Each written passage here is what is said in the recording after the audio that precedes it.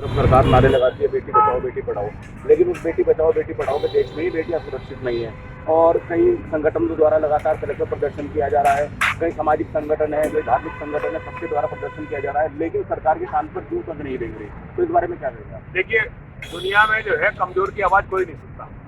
जिस दिन हम हिंदू संगठन, जिस दिन हम हिंदू धर्माचार्य धरने प्रदर्शन बंद करके हाथ में बंदूक उठा लेंगे और खुद अपने मन में इतना साहस पैदा करेंगे कि लव जिहादियों के साथ वही इलाज करें जो फ्रांस में कार्टून बनाने के लिए मुसलमानों ने किया। जिसने फ्रांस में कार्टून बनाया ना, मुसलमानों ने उसे जिबह कर दिया ना।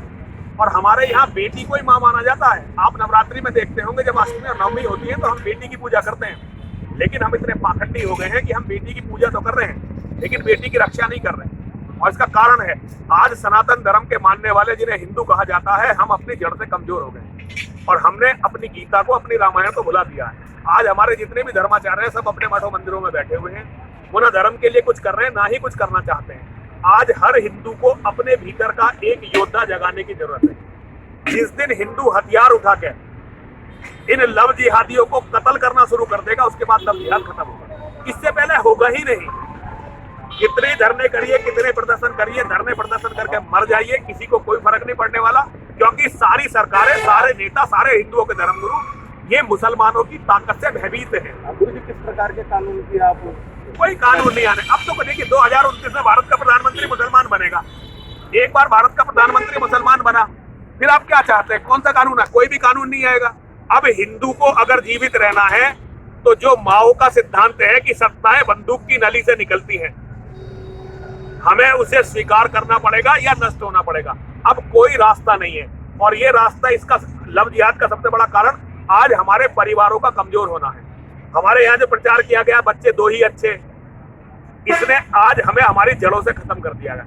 हमारे यहाँ जो हमारी दादा, हमारी जो दादियां थी, हमारे परिवार में जो बड़े थे, वो बताते थे कि एक किसी के होइयो ना और एक किसी का एक बिना कोई रहियो ना।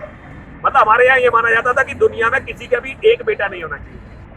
हमारे यहाँ वेद कहता है कि एक बेटे के होने से तो बेटे का ना होना अच्छा है। और आज हमारे यहाँ पढ़े लिखे लोग, अपने आप को धर्म के कहने वाले लोग बच्चे नहीं पैदा कर रहे, ये तो विनाश है। गुरु जी, आज जिस तरीके से धरना प्रदर्शन है तो इसको किस प्रकार से हम मांग करते हैं? देखिए, मैं कोई मांग किसी से नहीं कर रहा।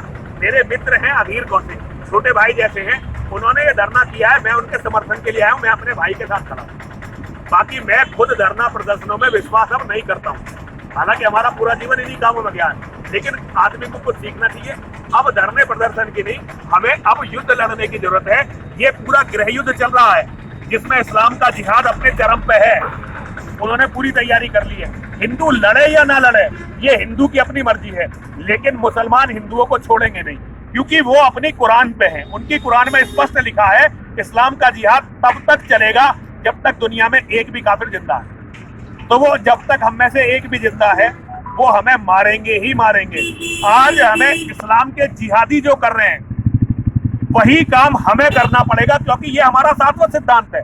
हमारे यहाँ भगवान श्री कृष्ण ने हमें गीता दी थी, लेकिन हम गीता को भूल गए और हमने भगवान श्री कृष्ण को बना दिया एक नचैया। हमने भगवान श्री कृष्ण को बना दिया रासलीला करने वाला। तो ये पाप है हमारे जो हमें खा रहे हैं। हमारी बेटियों को हमारी कायरता, हमारी अकर्मण्यता और हमारे पाप खा रहे हैं। जिस दिन हम इन पापों को छोड़कर वास्तव में सनातनी बन जाएंगे, हमारी बेटियां सुरक्षित हो जाएंगी।